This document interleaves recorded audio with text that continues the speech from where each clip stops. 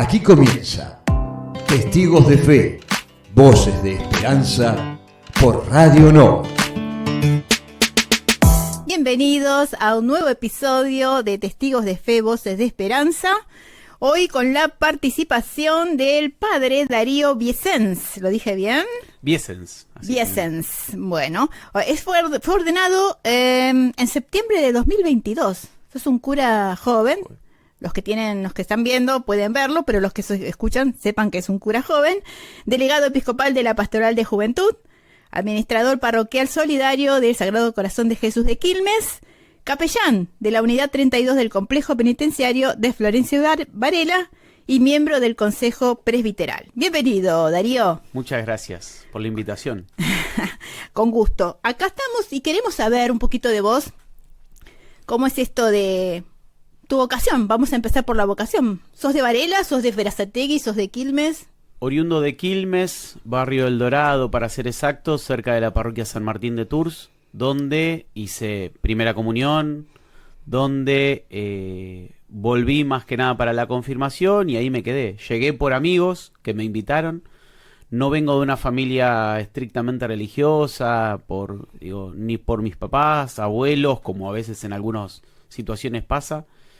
Y bueno, llegué a la parroquia, ahí empecé a vivir y a descubrir mi fe. Y en esos años, con 18, 19 años, me empezó a surgir este sentimiento de querer ser cura, que no entendía nada. Realmente la parroquia en ese tiempo no tenía mucho vínculo con lo diocesano, era una experiencia muy centrada, con un vínculo en la renovación, muy centrada justamente en toda la fuerza que tenía, pero más endogámico, diría uno. Y bueno, empecé con este sentimiento que no entendía mucho. Ajá. Ahí fue que arranqué. Después Pero te voy a detener. Sí, por favor. ¿Cómo fue ese avisar a los padres de esta vocación? Siendo que no sos de una familia... Mira, incluso mi familia me aceptaba que iba a iglesia. Me acuerdo de mi papá cuando a veces discutíamos un poco porque no hacía tantas cosas en casa, típico de la adolescencia. Su respuesta es: voy a poner una cruz en casa para que puedas limpiar, porque es verdad, en la parroquia siendo joven uno limpia, acomoda, hace todo lo que uno no hace en la casa. Y ya con la experiencia de la parroquia y el vínculo con el movimiento de Jornada de Vida Cristiana que me ayuda en lo vocacional, un día terminando un retiro que siento que verdaderamente en mi vida iba por ahí, y empiezo a charlar con mi guía espiritual, Oscar Marchesi. Bueno, voy a casa.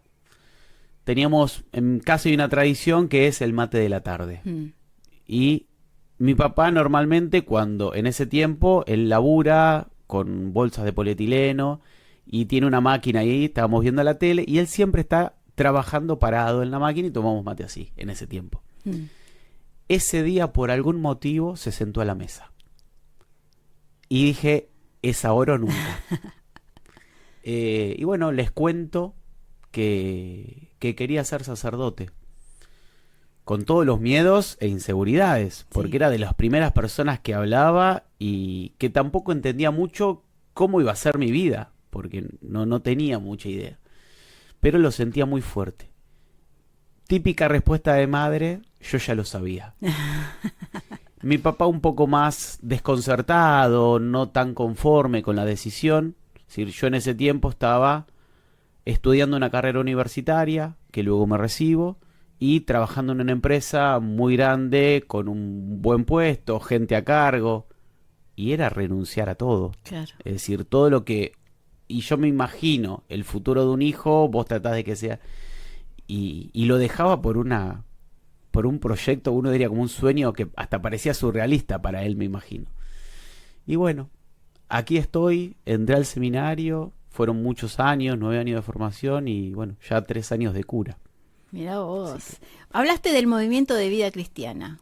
Si tuvieras que explicarnos qué es. El movimiento de Jornada de Vida Cristiana es una experiencia juvenil justamente que surge de la experiencia de los cursillos de cristiandad. Uno diría son los hermanos mayores cursillo del jornada y partida incluso para adolescentes, que tiene en la Argentina 60 años más o menos, arranca en Lomas, ya en Quilmes 50 años, casi 45, 46, busca generar un retiro de impacto en jóvenes, justamente con la intención, desde los fundadores, como reafirmar la fe en los jóvenes para reinsertarlos nuevamente en las parroquias. La idea no es como captar, sino justamente darles una nueva fuerza, un nuevo encuentro, y que eso puedan servir más fuertemente o con otra iniciativa en las distintas comunidades. Así que eso es un poco la experiencia que a mí me sirvió para reinsertarme más fuerte en la parroquia, pero también estuve acompañando esos años el movimiento, estuve en lo que llama el secretariado, fui presidente del movimiento en ese tiempo, ahí es donde conocí al obispo Carlos. Ajá. Y charlé sobre mi vocación. Y así que tiene esa fuerza de impacto del encuentro con Jesús que te anima a decirle que sí de un nuevo modo para reinsertarte en tus espacios cotidianos, justamente con esta nueva mirada, diríamos, o reafirmar ese primer amor que de algún modo te conmovió la figura de Dios. Ajá, muy bien. Y, vamos a hacer un poquito de historia. Vos sos un joven todavía, sos muy joven. ¿No conociste a Novak? No.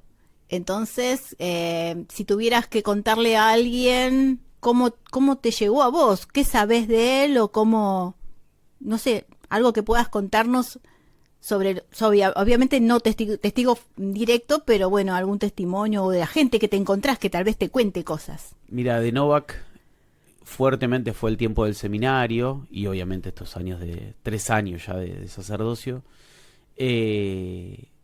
Impactó desde escritos que uno diría parecen sumamente actuales, uno diría esto fuera de serie, que entienden la lógica del reino, que entienden la lógica del evangelio y hasta entendieron el Concilio Vaticano II mucho antes que, uno diría que hasta cierto sector de la iglesia misma. Me impactó su fuerza, me impactó cuando me enteré todo lo vinculado con el proceso, uno diría la dictadura, con su valentía para acompañar a los más pobres, a la gente más vulnerable, los más necesitados, y bueno, uno diría un profeta en su tiempo, y que hoy todavía su mensaje, sus palabras parecen estar muy vivos. Por todo el acompañamiento que decías de la Pastoral de la Juventud, he leído cosas de Novak sobre la juventud, y es lo que hoy la Pastoral Nacional sigue pensando. Y Novak lo pensó hace 30 años. Es decir, todo su pensamiento, su cráneo, uno diría, pero fundamentalmente su forma de entender el magisterio, es decir, un tipo que frente a una iglesia europea parecía, o hasta incluso cierto sector de la Argentina, en la vereda de enfrente, porque era una iglesia con la gente, con el pueblo de Dios, con los más pobres, pero que sin embargo nunca quiso dar un paso al costado. Nunca dijo, bueno, yo con ellos no voy a negociar. Es decir, me he enterado hasta, me acuerdo que uno diría hasta se te caen las lágrimas de encuentros que ha tenido en la conferencia episcopal donde se sintió hasta un poco incómodo. Uno diría, alguien me dijo, creo que un día hasta que lloró, sí, si querés. Y que sin embargo eso no lo hizo nunca renunciar, sino que siguió apostando por lo que creía, siguió apostando por su gran convicción, desde seguir apostando por los 4 cauces que después formula, pero seguir apostando por una iglesia. Digamos, eso es lo que hoy todavía la figura de Novak, a mí por lo menos, me sigue, si querés, como impactando, para ponerle una palabra. ¿Y te encontraste con personas, testigos directos que lo conocieron, sí, o claro, te llegaron testimonios? Muchos, desde distintos sacerdotes que han hablado de él, que han contado experiencias personales, que recuerdan muchas expresiones, gestos, y como también laicos que han tenido experiencias de todo, y bueno, hablan mucho de quién fue Jorge Novak para Quilmes. Una presencia viva todavía, porque es contemporáneo de muchos, eso es lo que yo siempre digo. Bueno, estamos caminando hacia un tercer sínodo, sí, donde hablamos de la ministerialidad que era el tercer sínodo que Novak propuso hace 20 y pico de años. Tal Es cual. decir, Es impresionante. Licenciado en Comercio Internacional, ese es tu título sí, universitario. exactamente. Diciembre del 2013 me recibo y marzo del 2014 entro al seminario. Es decir, iba a entrar antes al seminario, pero con mi guía espiritual, padre Oscar Marchesi, hoy sacerdote de Nuestra Señora de Czestochowa, fue el discernimiento en conjunto de terminar la carrera como proceso también personal y de maduración, para luego entrar al seminario. Y ejercí durante la carrera, básicamente, y bueno, y ahí todavía siempre al tiempo de recibirme y sabiendo que entraba, dije, bueno, ojalá pueda aportar desde mi título en Ciencias Económicas, que es un área poco común dentro de, ahora más todavía, pero antes mucho menos, poder aportar desde ese lado en la realidad de la iglesia, que lo económico está en todos lados y sigue vinculando con la estructura iglesia, que claramente desde ese lado creo que o siento o me encantaría poder aportar todo lo que pueda. Sí, en algún momento va a ser como indispensable. Mientras tanto vamos zafando, me parece. Tal cual, tal cual. Bueno, estás en la pastoral de juventud. ¿Cómo fue? ¿Cómo que te convocaron? ¿Cómo fue el tema, el inicio de este acompañamiento? Cuando el obispo me llama me ordeno en el 22 septiembre. En diciembre me mudo para Nuestra Señora del Milagro, trabajando con el padre Ignacio Blanco.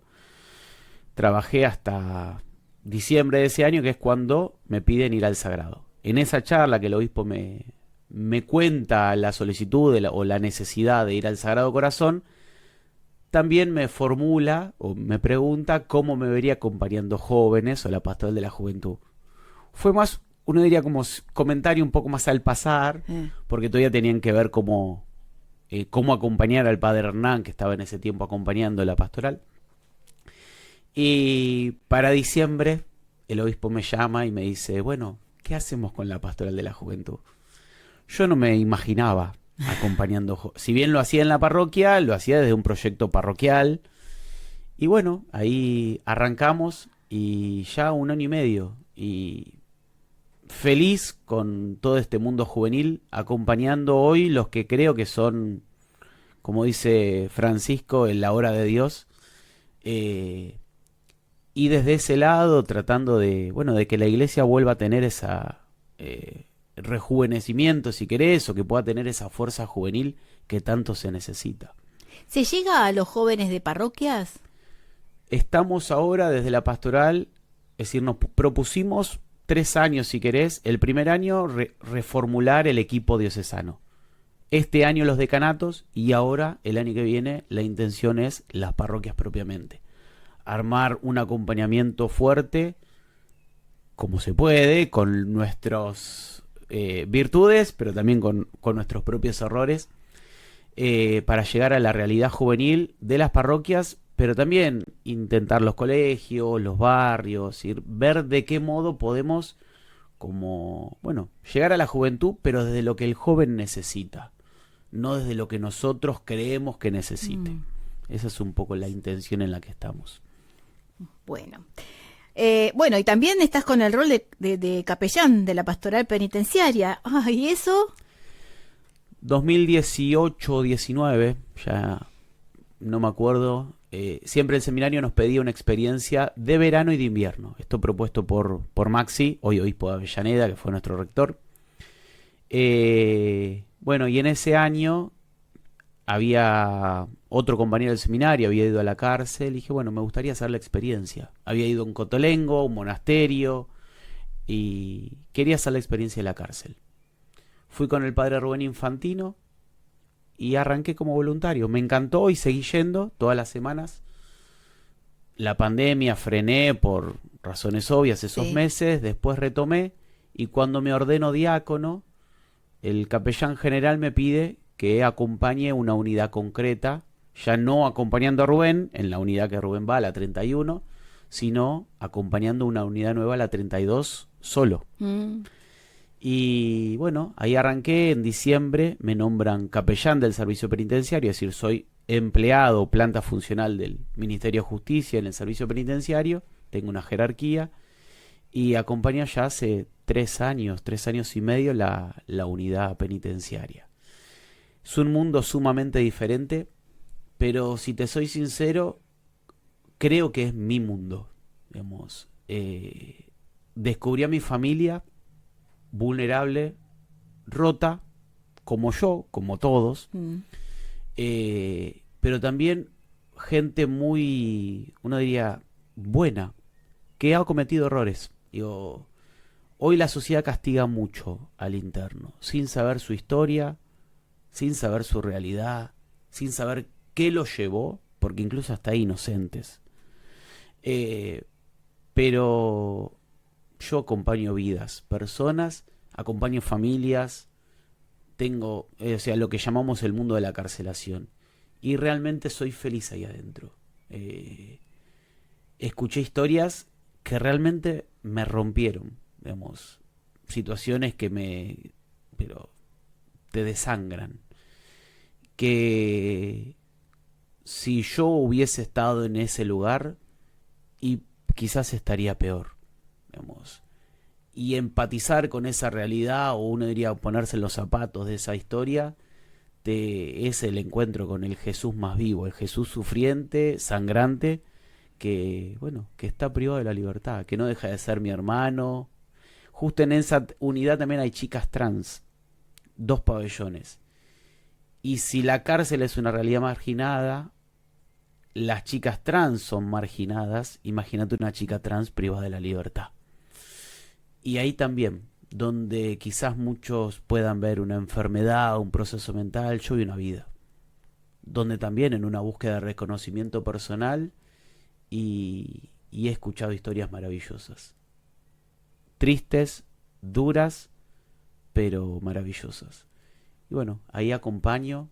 Me gusta decir, mi acompañamiento no es netamente sacramental, lo que uno esperaría de un cura, sino entre varios los capellanes decimos que nuestro acompañamiento es humano integral.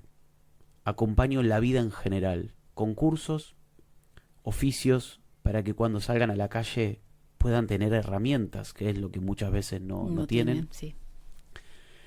Acompaño sus duelos, acompaño sus alegrías, sus esperanzas, pero también su vida escuchando. Es decir, por eso decimos más integral, porque no solamente celebro la misa, sino que celebro la vida con ellos. Y para mí son mi familia, digamos. Hoy descubro que mi lugar en el mundo es ahí adentro. No por querer estar preso, sino por querer acompañar esa realidad tan compleja. ¿Y te encontraste con casos que salieron? Sí, claro. Mira, ¿Y cómo fue eso? el más anecdótico, Javier, que tenemos un gran vínculo, nos seguimos encontrando, condena de 25 años, no importa lo que hizo. A los 20 años, me acuerdo que nos reunimos hasta con el juez, fuimos charlando por él, con los directores, y le dieron la libertad a los 20 años. Un 10 de septiembre, 11. El 16 mi aniversario. Y me vino a visitar el día de la misa de mi aniversario y entró al templo. Cuando entra, me largué a llorar. Y cuando le hice un escrito por él, puse: en él encuentro que hay segundas, terceras y cuartas oportunidades. Un muchacho que se equivocó, que lo expresa que se equivocó y que hoy está con su familia, ahora tiene una casa, que está arreglando, que está trabajando, que está compartiendo con su mujer y está agradecido por la oportunidad que tiene de poder vivir de otro modo. Yo encuentro en él una persona que el cambio es posible y que verdaderamente los privados de la libertad tienen que tener muchas oportunidades. Justamente no para que dejen de delinquir, sino justamente para que tengan vida, una vida diferente. Porque uno no delinque solamente porque es divertido. No es algo grato. Ellos saben lo que ponen en riesgo. Pero hay situaciones que no les queda otra. O por el consumo, que es un flagelo tan grande, que muchas veces lleva a no tener otras oportunidades u otras escapatorias, diría. Maravilloso poder encontrarse con eso. Tenés poca experiencia, poco tiempo de cura, pero bueno, si tuvieras que tomar un momento determinado que decís, bueno, esto es una característica de la diócesis que voy a destacar. Mirá, vinculado a la diócesis, todavía los 4 cauces, si querés, creo que hoy, como diócesis, tenemos que resignificarlos, no porque estén mal, sino para preguntarnos, uno diría, en los signos de los tiempos actuales, bueno, ¿qué nos dicen los signos? ¿Qué nos dicen los 4 cauces? Es decir, Novak luchó por los derechos humanos en una época sumamente particular de nuestra historia argentina. Bueno, me acuerdo un día, hoy cuando charlaba con otros sacerdotes vinculados a los jóvenes, cuando hablamos de los derechos humanos, porque hay cierto, que es normal, uno dice, los jóvenes no vivieron el proceso de la dictadura y hoy esos jóvenes quizás lo tratan como un momento más y no toman quizás real dimensión o cierto grupo de la sociedad en general. Bueno, hoy los jóvenes claman por otros derechos también, como los adultos, como los chicos de la cárcel. Bueno, hoy los derechos humanos tenemos que animarnos a repensar y resignificar, bueno, ¿dónde están esas luchas? Los pobres claramente, la misión, es decir, bueno, no va a querer un misionero justamente también por su vocación como verbita, perdón. Con lo cual, bueno, seguir acompañando las experiencias misioneras y el ecumenismo que hoy tanto deberíamos, pero a veces cuesta. No, creo que es el cauce que menos a veces le damos fuerza y habrá que repensarlo en nuestra realidad hoy. La diócesis me impactó su mirada humana, más en mi formación como seminarista. Es decir, siempre se validó mucho lo académico. Bueno, Quilmes a mí me profundizó lo humano, el encuentro conmigo mismo y el modo de cura que quiero ser. Así que eso es mi gran impacto con la diócesis, que era poco cuando era un joven de parroquia. Y me impactó fundamentalmente la experiencia humana, un Jesús humano, que no deja de ser Dios, por supuesto, Claro. pero que era uno más en medio nuestro. Y ahora te toca decir, bueno, un mensaje, ¿no? En general, para el pueblo de la diócesis de Quilmes especialmente, ¿no? Mira, en este tiempo del sínodo fundamentalmente, si tuviera que decir un mensaje, bueno, es animarnos a lo que implica un sínodo, la sinodalidad, que no solamente es un eslogan de moda, sino como decimos, bueno, es un modo de ser la iglesia, que nos animemos a seguir caminando juntos. Más en este tiempo donde hay una separación o una convergencia de luchas, si querés, que a veces son ideológicas, más en este tiempo actual en el que vivimos como sociedad, bueno, que nos animemos justamente más aún a caminar juntos, a luchar por el bien del otro, más allá que pueda ser de derecha o de izquierda, que pueda pensar de un modo u otro, no deja de ser mi hermano y mi hermana, y a entender que a la iglesia la formamos todos, con nuestros errores y con nuestros aciertos, que no solo los curas, sino que fundamentalmente todo el pueblo fiel, y creo que ahí es donde tenemos que apuntar y seguir construyendo. Una iglesia, como decimos, pobre y para los pobres, una iglesia justamente humana y para la sociedad humana, para todos nosotros, que no excluya a nadie. Ni al rico, ni al pobre, ni al que está solo, ni al que está... a todos. Y eso es un gran desafío, porque lamentablemente hoy parece como iglesia que solo tenemos que ir con los que pensamos parecido. Sí. Y bueno, creo que el sínodo es una gran oportunidad para aceptarnos, para abrazarnos, para pedirnos perdón y bueno, para vivir el evangelio del amor que Jesús tanto nos enseñó. Creo que ahí está la clave. Encontrar a Jesús, bueno, y pedirle que nos ayude a seguir amando a su iglesia, a su pueblo, por el que tanto dio la vida, y que podamos seguir cada uno de nosotros desde nuestras realidades, porque todos tenemos un rol, pero también un don diferente, bueno, que podamos ponerlo al servicio de los demás, dando la vida del mejor modo que podamos. Muy bien, muchas gracias, Por Darío. favor, gracias a ustedes por la invitación. Muchas gracias, los esperamos para el próximo episodio. Que Dios los bendiga. Operación técnica, Juan Valgrán. Idea y producción, Sebastián Arrió. Entrevistas, Nicolás Mirabet. Locución, Claudio Ortega. Grabado en los estudios de Radio Nova. Directora ejecutiva, Norma Díaz. Diócesis de Quilmes, Provincia de Buenos Aires.